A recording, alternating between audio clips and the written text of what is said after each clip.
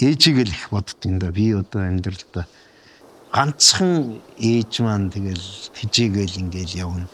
Хань ижил байхгүй, ер нөхөр нь байхгүй. Тэгээ ганц би эмхтэй одоо 5 6 хүүхэд аваад чирээд амьдрын гэдэг бол хэцүү шттэ. Ээжигээ боддог учраас нэг ер нь бол нэг эмхтэй хүнд тэгж гармаар хүрэх ч юм уу тийм юмд би аягүй зүрх сэтгэлээс аягүй дургу. Ер нь бодоод үзтээ эмхтэй хүний одоо хаана цохох вэ? Гэхдээ зүгээр л бодоход тэр штэ.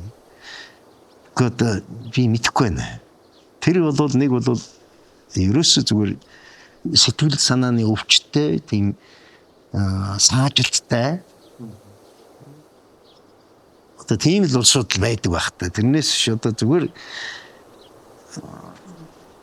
мэдгүй байна. Зарим улсууд ингээд хань ижил авлаа мавлаа гэл ингэдгийн тэгээд би бол юу гэж ойлгодог вэ гэхээр миний хар амьдралд бол би бол тэр охины наваа сууж байгаа бол ээж аавын л харьлах ёстой л гэж би ойлгодог.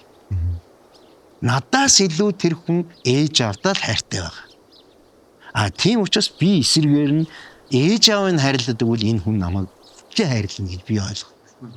Магадгүй энэ жүжигчний мэргэжлийн минь нэг хэсэг байх л да. Би тэгж л ойлгодог. Ер нь судалгаагаар тийм л байх шээ. Тэгээ одоо би оюутнуудаа юу гэдэг вэ? Ээж аавгаа хайрлах чадахгүй хүн хизээч хэнийг ч хайрлахгүй шүү л гэж заадаг шээ.